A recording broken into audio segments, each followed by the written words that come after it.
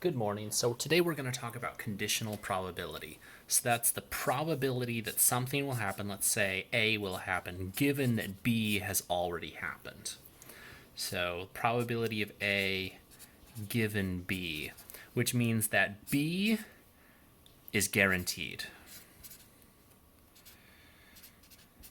Maybe I should have looked up how to spell. I don't know. You guys know how to spell guaranteed.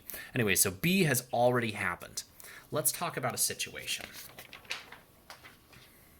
So let's talk about cancer. All right, so let's say there's a certain kind of cancer. Maybe it's skin cancer. Cancer is incredibly common. All right, so 10% of a population, probably Arizona, has skin cancer.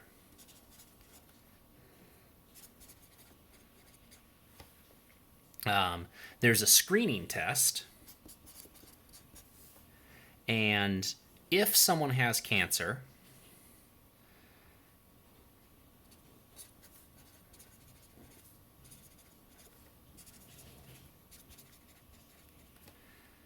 (94% of the time)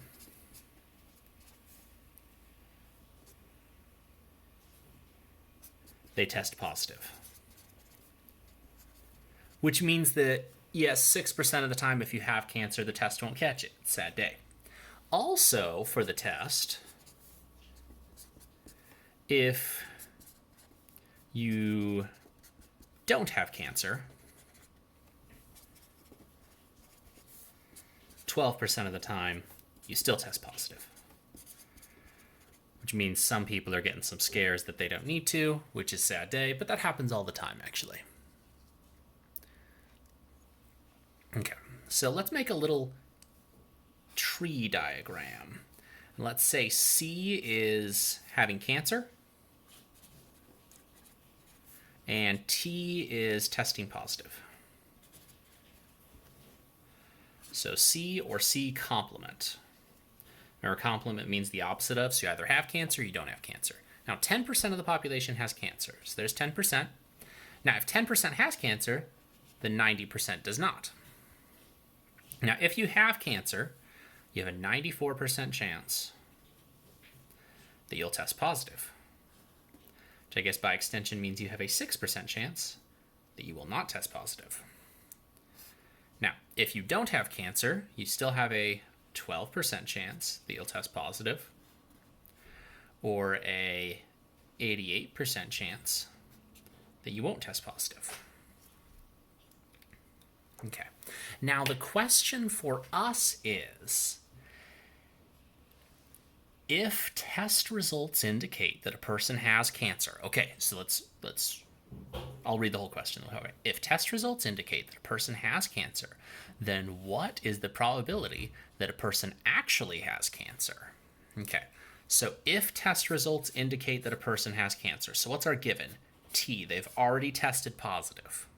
So we're probably going to be dealing with this guy and this guy, our positive test results. Then what are the chances that they actually have cancer? Okay, so what we have to do is think about the chances that they actually have cancer if they have a positive test result. Well, if they have a positive test result and they have cancer, that's going to be along this line. So that's the probability that they have cancer and they have a positive test result. However, let's think about all the ways they could have a positive test result. It could either be they have a positive test result and they don't have cancer, or they have a positive test result and they do have cancer. So there are these two lines that we have to take into account for all the ways that someone could have a positive test result. And that's going to be our denominator. So positive test result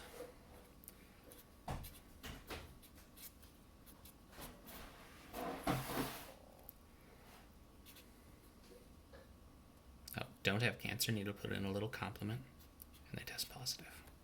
Okay, so because we're just doing the intersection, we can just multiply along our lines, and then we can get our answer. So 0.1 times 0.94, that's going to be our numerator, because that's our chances of having cancer and our chances of getting a positive test result given cancer.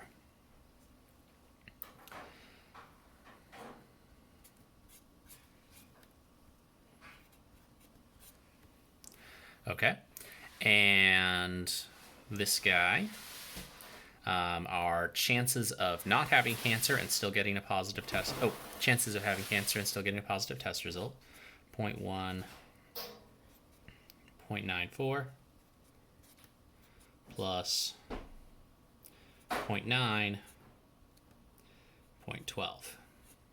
And when I plug this into my calculator, it's going to give me my chances that I actually have cancer if I have a positive test result. And I already did that in my calculator for a time. So that's 0.465.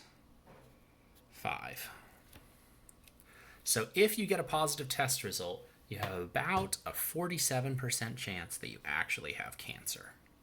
What do you say we do another example like this?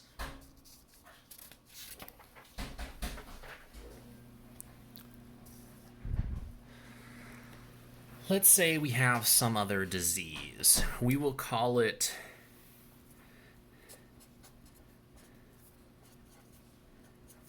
hiccupsitis. It's an exceptionally bad case of the hiccups.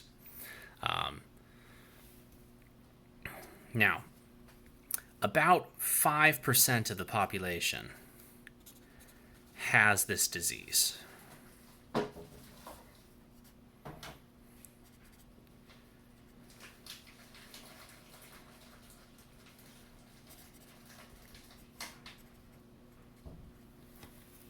Now, we have a test.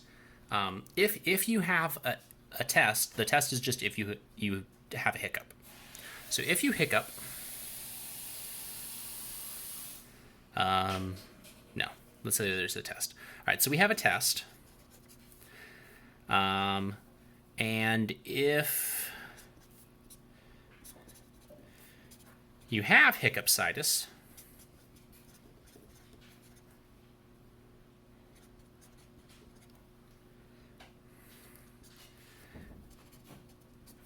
it will test positive.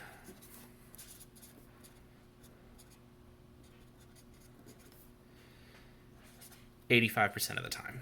So this isn't a very good test. It's worse than the last test, but that's okay because hiccupsitis isn't serious. It's just inconvenient. So we didn't invest a lot of money in curing hiccupsitis. But then there's also the issue that the test, if you don't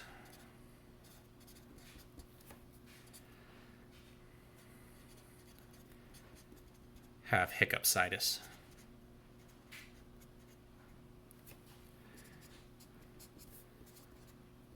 will test positive 5% of the time. So they're less false positives, which is great. Okay, so what we want to know is if test results indicate that you do have hiccupsitis, then what is the probability that you actually have hiccupsitis? So let's make another T-chart. And I'm going to say H in this case means you have hiccupsitis. And T means test positive.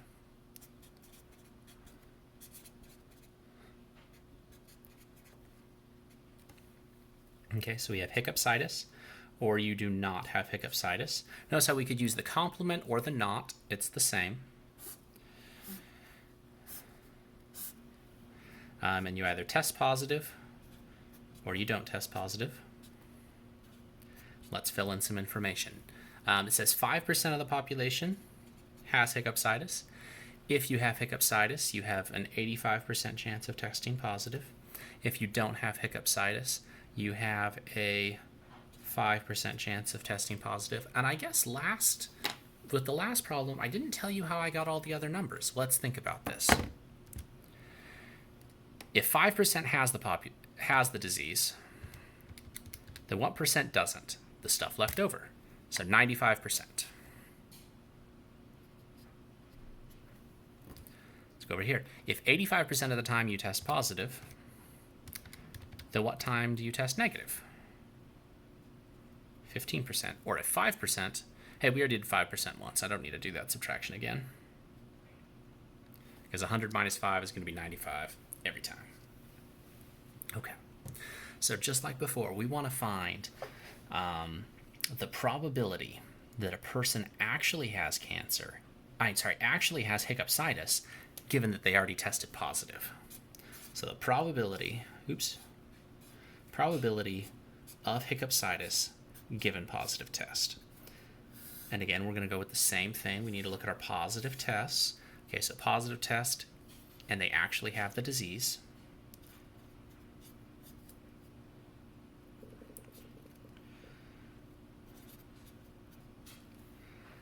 And then all the ways they could get a positive test.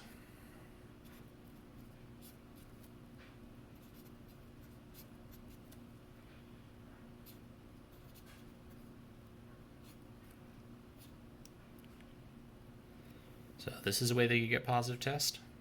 This is a way they could get a positive test. And then I'm going to have to plug that into my calculator, and I'll be good to go. So alpha y equals enter, so I can have nice fractions. 0.05. Oop, it didn't type in my 0. Can't have that typo on there. 0.85.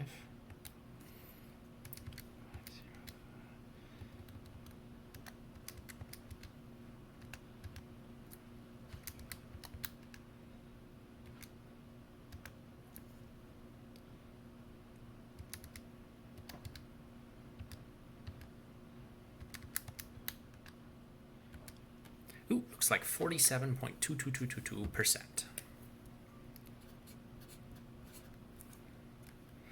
So, if you have a positive test result, there is a 47.2% chance that you actually have hiccup-situs. And that's our conditional probability for today.